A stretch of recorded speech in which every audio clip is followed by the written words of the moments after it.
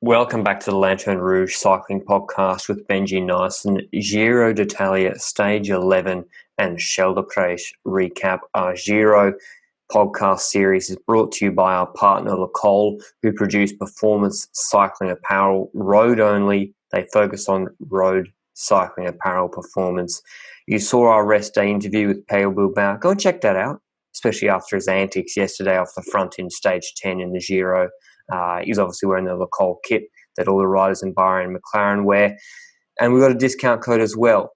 All caps, LR Giro 15, LRGIRO15. Put that in at checkout at www.lecole.cc and get yourself a 15% discount, which is pretty good. Benji and I got a few bundles coming our way, ready for his winter in Belgium, laughing at him, and my summer on the Gold Coast once I'm allowed back over the border. But on to Giro Stage 11 and the Scheldeprijs. Giro first, obviously. Into Rimini, 182-kilometre stage, and a pretty cruisy one. We both thought this was going to be a bunch sprint. There are a few hills, Category 4 in the middle, about 3Ks and 5%, and 700 metres at 7%. The last one, Santa Cristina, 1.3Ks at 6%. Neither Benji nor I yesterday thought that those climbs are really going to trouble the scorers. But a breakaway form nonetheless, Benji, because these the Pro Conti wildcard Italian teams always got to get in the break. Yes, the Pro Conti wildcard teams and Lotto Soudal. So Mattia Weiss from Androni once again. I think he's been in the breakaway for quite a few days now. He's probably high up in that breakaway classification. I should take a look at that for one of the next episodes we do. Mazzucco from Bardiani, Romano, his teammate from Bardiani as well. Sander Armé from Lotto Soudal. I think that Armé once won a Vuelta stage, but I'm not sure about it. It was ages ago. 2 years ago, 3 years ago, something like that.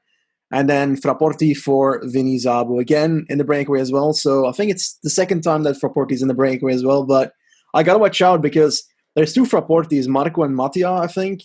Those are the names. And I don't know which one actually was in the breakaway. So yeah, I'm just saying Frapporti from Vini Zabu. Outside of the breakaway, getting away, not too much happened, to be honest, throughout the stage. A bit of a snoozer. I think I also actually fell asleep at some point during the race. So yeah, not that amazing of a watch, but we didn't expect that really after yesterday's madness. And it kind of exploded in the breakaway a bit more towards the final, I think. In the last 40-ish kilometers, they were on those last two hills that LR just spoke of in the profile review, or preview at least. And we saw that two riders were the strongest in that group, dropping the others. That was Mattia Weiss, Sander Armé, and Frapporti. Frapporti being the last one to be dropped by Weiss and Armé. And just after the last hill, or just at the top of the last hill, Armé went for it alone. He created a bit of a gap quite easily. At that point, the peloton was a solid 2 minutes behind the breakaway contenders. Armé kept up at 1 minute 50 for quite a bit. And Mattia Weiss was dropping and dropping and dropping on like a minute of Armé with about a good 13 kilometers to go. So got to keep it in mind. 13 kilometers to go. The gap is 1 minute and 35 seconds. On paper, you'd say the break might actually make that. But all the teams came to the fore in the peloton. Groupama was pacing already for quite a margin, but then UAE started pacing as well. We saw that Ineos was on the right of the road, also helping a tiny bit. And all these sprinter teams started helping out. But something mad happened at the behind the peloton, a bit earlier even.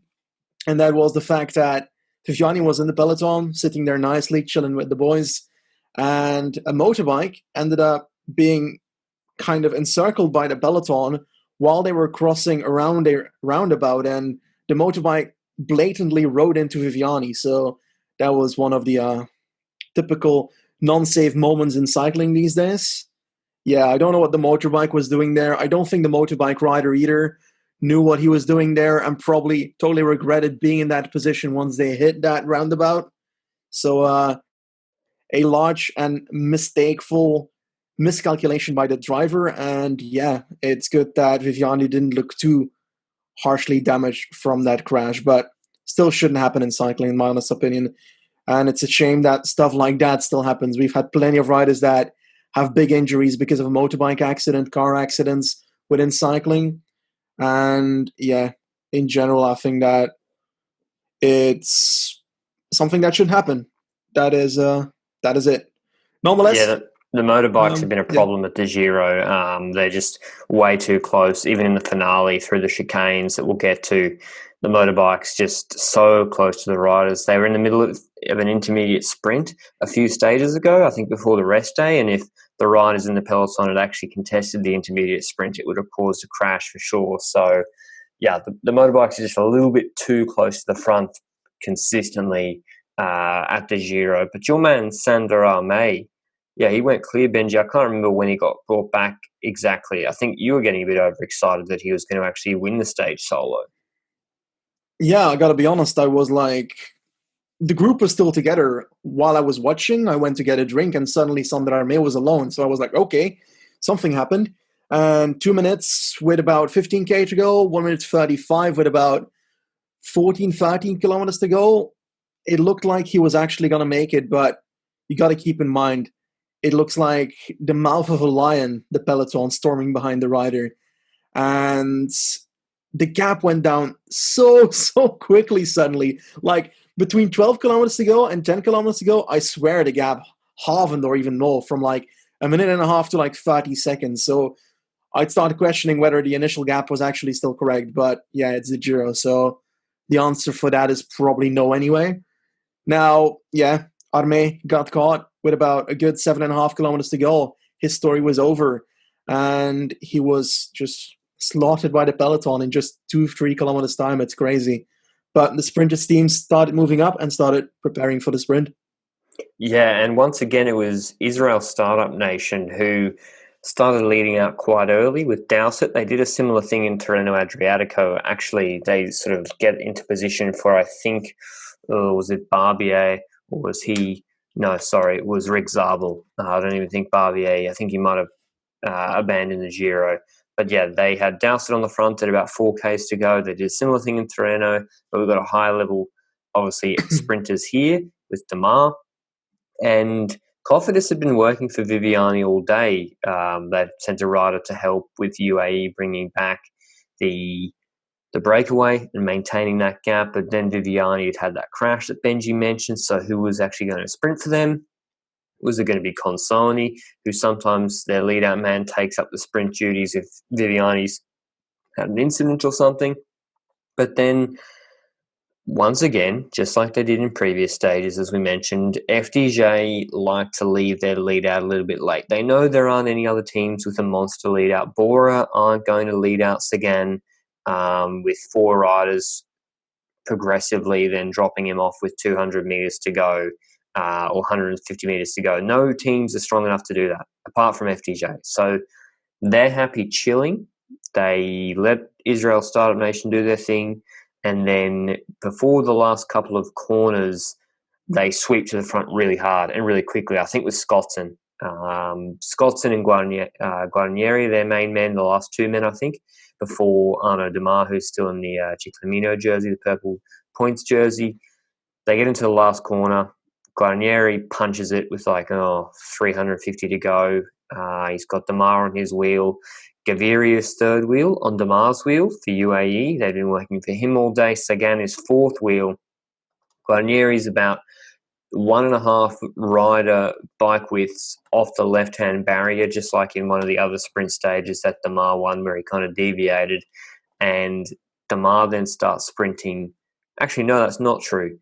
Gaviria on the wheel of Damar starts sprinting, comes off his wheel a little bit early. Damar, maybe half a second later, starts sprinting to the left-hand side of Guarnieri. And Sagan goes and follows Gaviria to the right-hand side, quite a way to the right-hand side. But then Gaviria, after about 5 pedal strokes, it's clear he's going absolutely nowhere. So then Sagan switches off very quickly, swings across from the last right-hand third of the road all the way to the left-hand barrier pretty much to get onto Damar's wheel, sort of dodging Guarnieri. Didn't endanger anyone. There wasn't really anyone there, fortunately. But it was too late. Damar's kicked, 200 to go. Sagan's made that pretty bad positioning mistake or decision behind him, and Damar's probably quicker than him anyway, even if Sagan had been in the slipstream of Demar the whole time, it would have been closer, but I still think Demar probably would have won, and he did win very easily in the end by almost a full bike length to Sagan. Alvaro Hodge third, maybe his best result of the Giro so far. Simone Consoni was the Cofidis rider who came fourth. Rig Zabel for ISU fifth. Nico Denz for Sunweb sixth. Gaviria seventh, another disappointing sprint from him after being in pretty good position actually. Stefano Oldani eighth for Lotto. Jacopo Mosca ninth for Trek, and Viviani coming in 10th. We'll give him the pass today because he did get hit by that motorbike, so we're not going to read in too much into that, but just a shame for him once again. But the FDJ train is the strongest train in this race by far.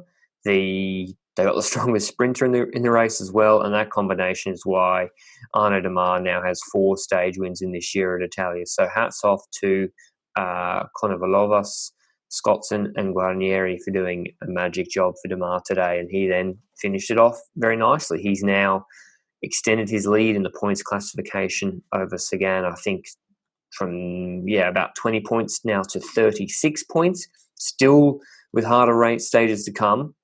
That's still a very interesting competition. It is not over by any means, I don't think.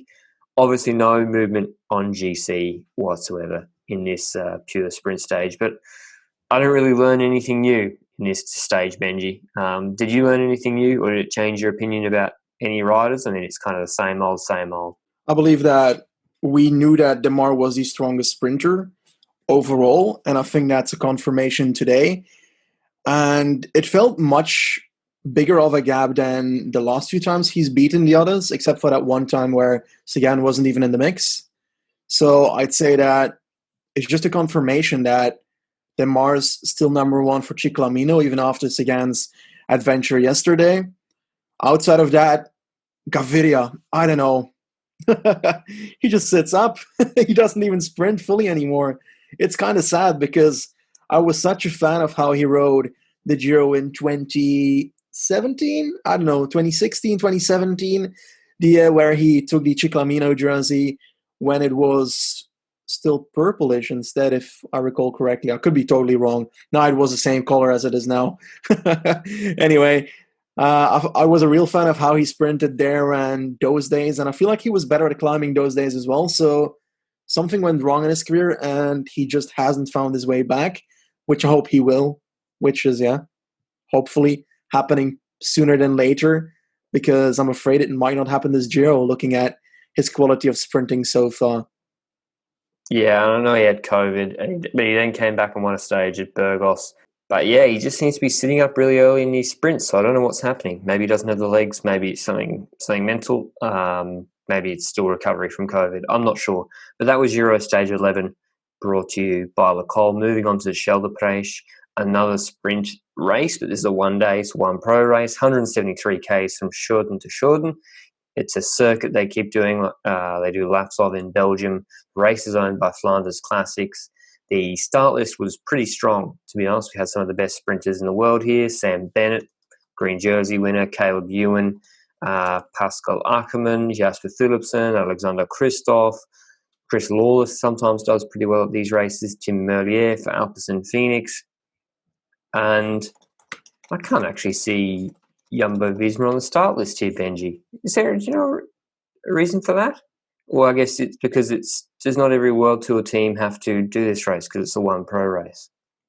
Yeah, I don't think every World Tour team does this one. And I feel like they probably chose their races according to the season as well, because it's a very difficult season to plan your races, and you've got 2 Grand Tours at the same time and probably races during that period. So I think the likes of a Mike Teunissen don't want to risk their upcoming race, and Wout van Aert neither in a Scheldeprijs, their upcoming Tour of Flanders, because they're going to have a bigger chance at Tour of Flanders.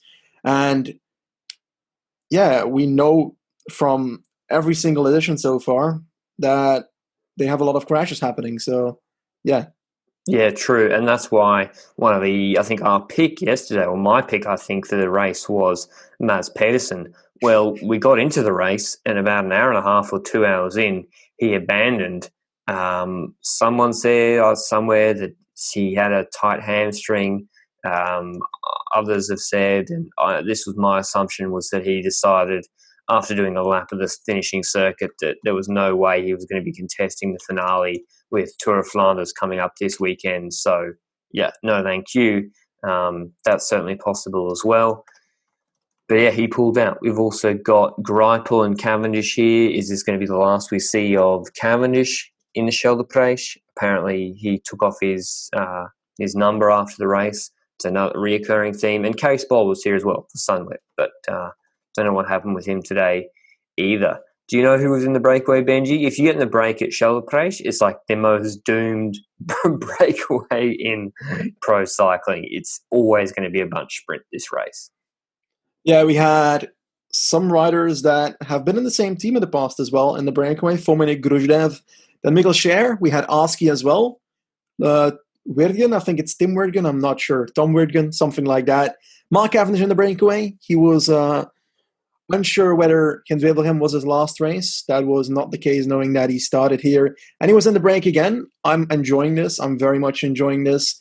Juliansen as well in the breakaway. Travis McCabe and Piotr Havik. From that breakaway, it quickly became clear that they weren't going to make it. Even in previous editions, we knew that the break would make it quite easily.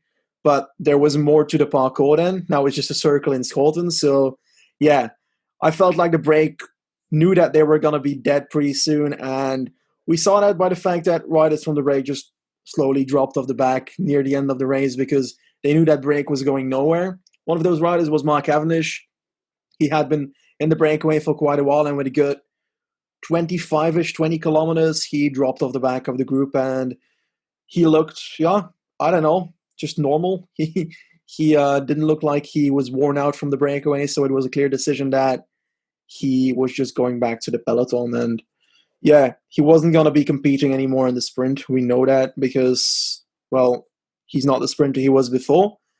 And additionally, in that breakaway, the strongest rider was, in the end, Piotr Havik. I think you made a video about him in the past somewhere where you spoke about how riders attack late in the race to try and win a certain race, and he has done that in the past already, and I think he tried that again today, but it was a bit too far from the line, so I'll drop it onto you with some Havik history. Yeah, I don't know what race it was. Maybe the Scheldiprijs.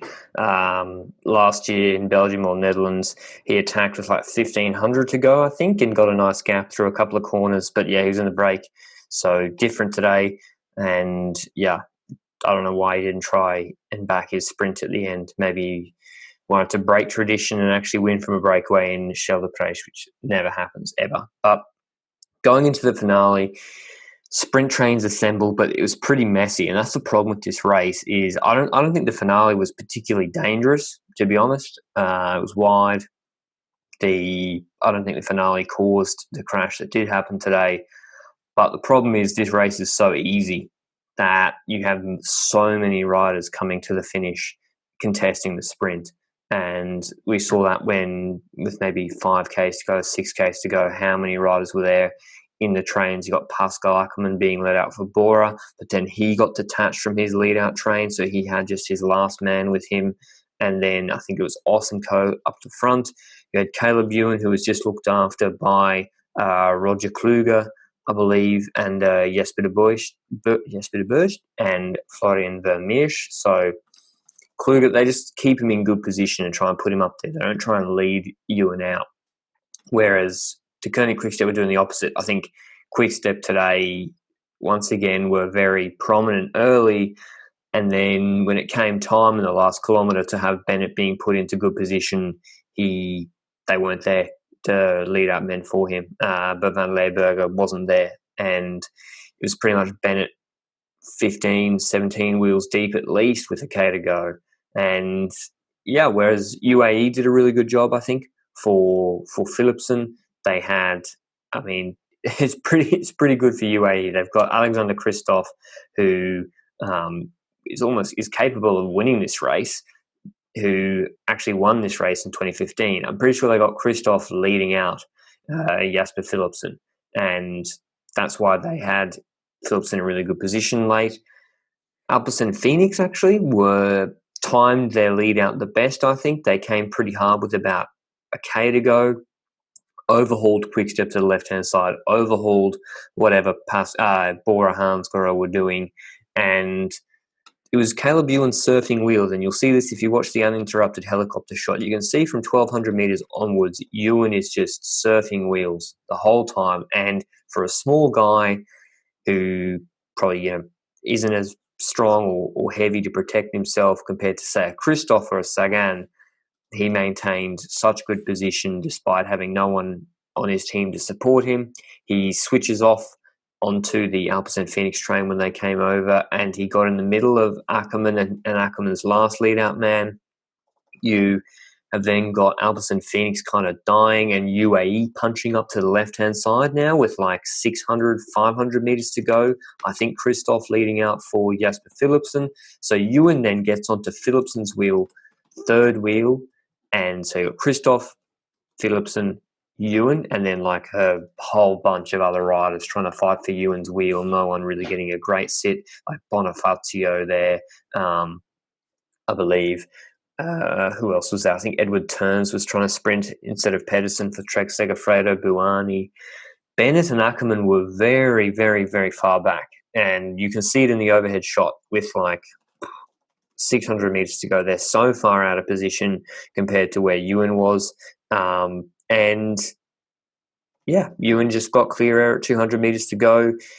He got separation from the others when he launched his sprint. He went round to the right-hand side of Christoph. He jumped Philipsen. So before Philipsen came off the wheel of Christoph, Ewan went early. Great move from him because of just so many other riders behind him that doors got shut on the other riders very quickly. And he thought, okay, I'm going to lead out, go to the front, maybe go a little bit early, but no one gets a great draft off Ewan anyway because he's so small, and it's better to actually, in a race like this where there's so many people sprinting, at least ensure that you're going to have a clear lane to the line. And Ewan did.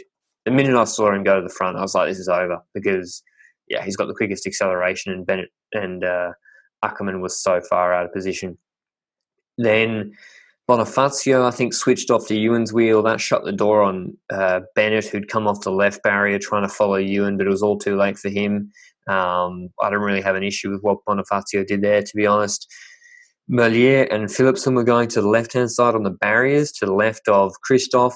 There was maybe enough space for the two of them, but it was very narrow. And again, I didn't really have an issue with what Philipsen did. He came off Christoph's wheel to the left-hand side, started launching his sprint into the space there. Merlier's trying to shoot a gap that isn't really there, to be honest. He got cranky with Philipsen at the end. But Ewan wins easily. But the big news is, and we saw this in the front-on shot when the camera changed to it, there was a massive crash. As Benji said yesterday, there was going to be a crash, and it was caused by Pascal Ackermann. He was really far out of position. He came off the left barriers, and then he just chopped a real wild rider, real wild Securitas cycling team, I think Augustus Jensen, who went down so hard. And yeah, Ackermann, seeing that Bonifacio was closing the gap on Bennett and that was going nowhere, was trying to get to a big patch of space to the right-hand side of the road. There was a reasonable gap if he just waited a little bit more. Like, there was a gap I thought he could shoot there if he'd been a bit more patient and less reckless. That's not the issue. The issue is, and he's obviously deviating across, he's going horizontally across the road.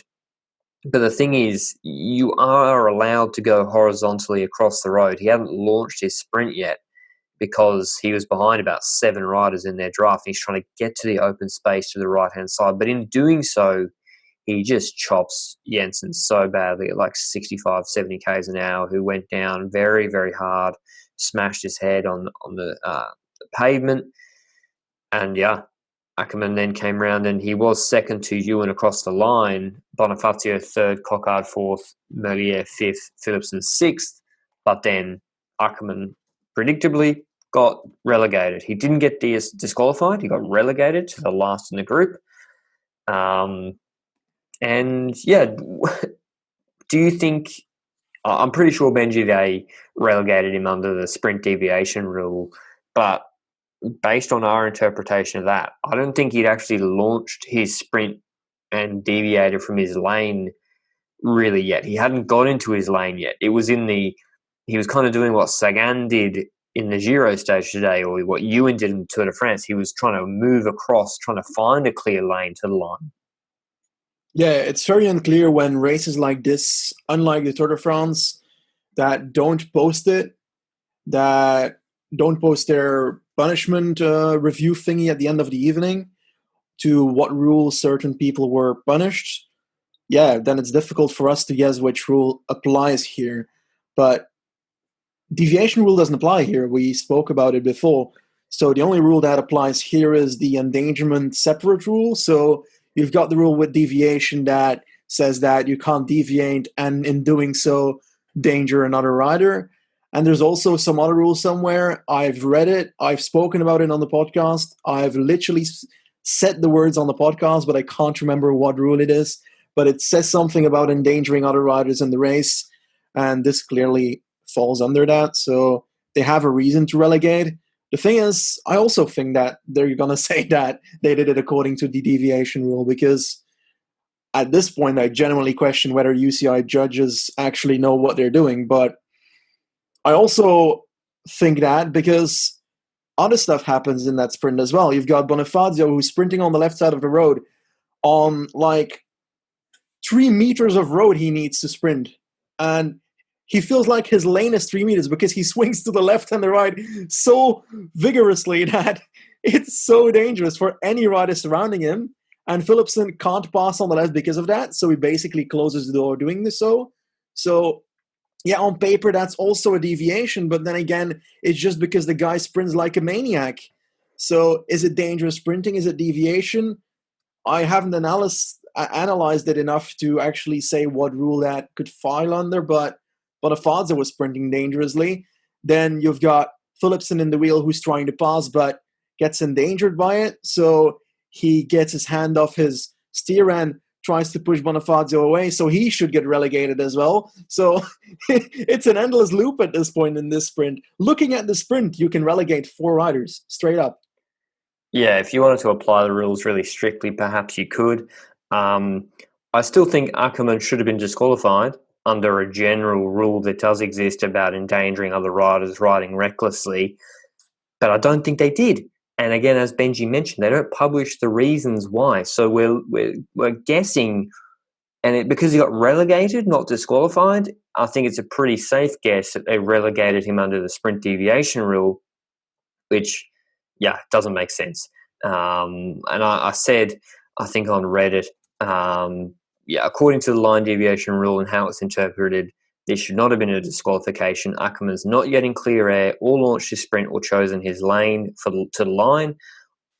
There are more general rules regarding endangerment that they can relegate him on. So there's an issue already, Benji, with the identification of sprints that the rule applies to, because this rule is so poorly written. We've spoken about that before. And also, once again, this punishment is not a real punishment for Ackermann. He could have seriously hurt Janssen, who looks to be okay at the moment. He got up and was speaking, etc., but he went down so hard. I wouldn't be surprised if he's badly concussed, hitting his head that hard. And Ackermann just gets relegated. And it's like, well, if he doesn't make that move, he's not going to win anyway. So he's lost literally nothing through this punishment. Maybe he got a 200 Swiss franc fine or a 500 Swiss franc fine. But there needs to be a proper system in place where this sort of shit causes actual suspensions or whatever further down the track. And it's because it's not working at the moment. There's no real stick to hit the riders with, unless it was a really, really big monetary fine of like 10,000 Swiss francs or something like that. But then if you're going to be applying really, really big fines, you got to make sure you're actually applying the rule fairly and consistently too.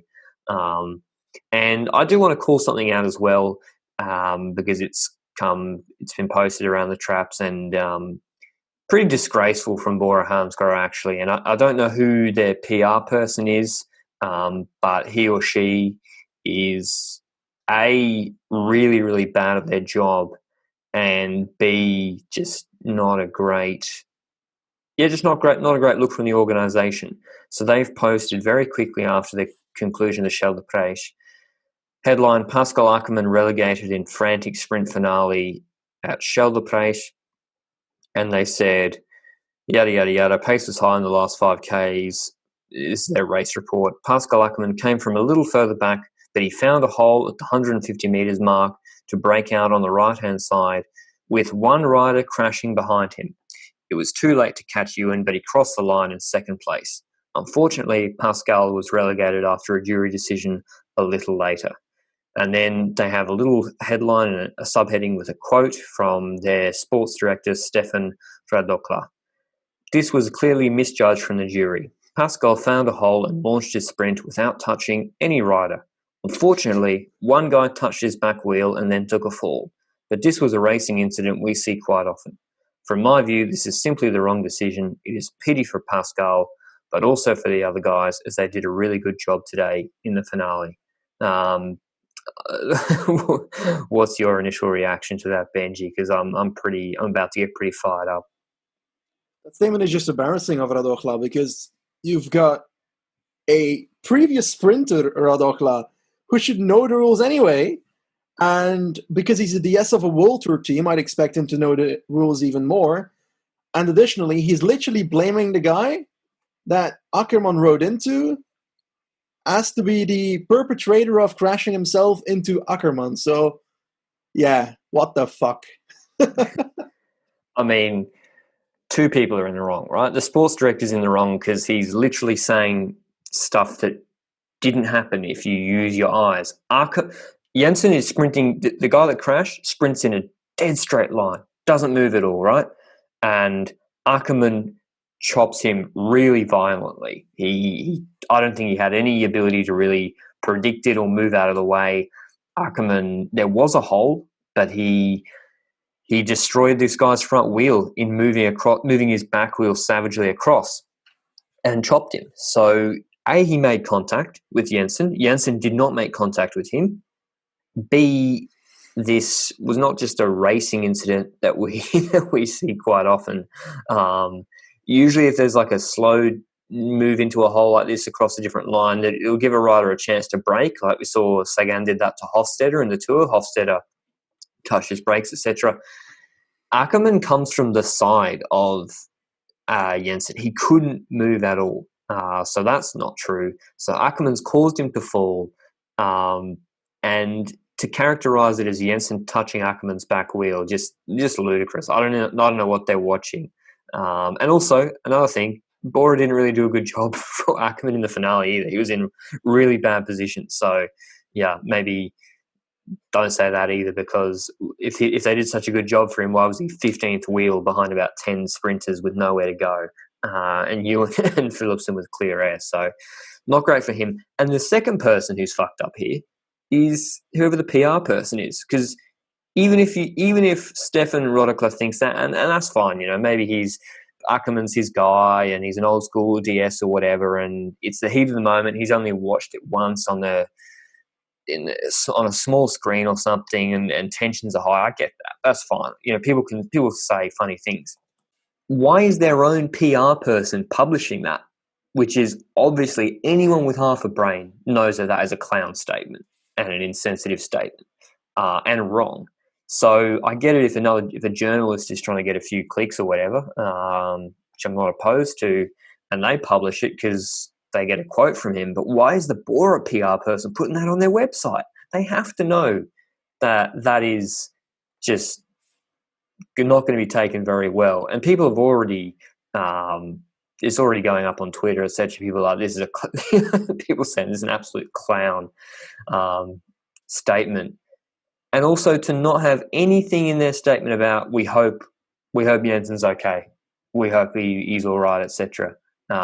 Which apparently he is, no serious injuries, etc. And he's doing well, which is an update from their team. But Bora are like, it's his fault he crashed, and he just took a fall. So yeah, I mean, what an embarrassment for Bora Hansgrohe and their PR person. Maybe they should revise that. Again, I'm disappointed in just in general, because this is unnecessary, and the addition of this influencing the sport a bit, because you've got the race itself, but then the garbage that you hear afterwards, that annoys the fuck out of me. And even if we talk about stuff we've spoken about before, I read an article this afternoon somewhere where Adria van der Poel, Adria, that's not something, that's a team, Adria will, Adrie van der Poel made a remark about Van Aert, about their warfare of the last week. And I compare it a bit with Valdoja here because those are unnecessary statements afterwards. And Van der Poel's dad, Adrie, he wrote that Wout van Aert didn't win the World Championship, so his World Championships were such a failure anyway.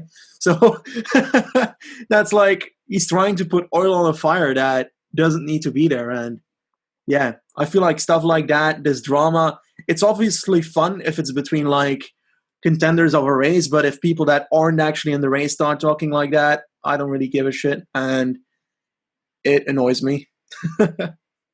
Yeah, I mean, I'd be careful. If I was him, I'd be careful saying stuff, given that maybe he should just go over some race footage and say to Mathieu van der Poel, hey, you see these guys wearing the same, or they're not wearing the same coloured jersey, but these guys in the Alpecin Phoenix jerseys, they can help you in the race by you sit on their wheel and they give you a draft and they can help you bring back moves of other riders. And then in the end, you'll have more energy.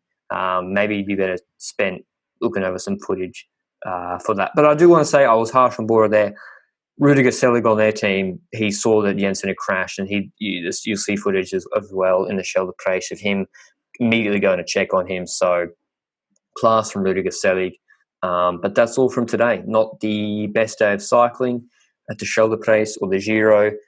Stage 11, 2 sprint stages, not the most exciting, and Scheldeprijs, unfortunate crash that Benji said yesterday was going to happen. I don't think it was the parcours fault. It was just Ackermann with a dangerous move. That's all from us today. We'll obviously be back tomorrow for Giro Stage 12 recap, brought to you by Nicole. Until then, ciao.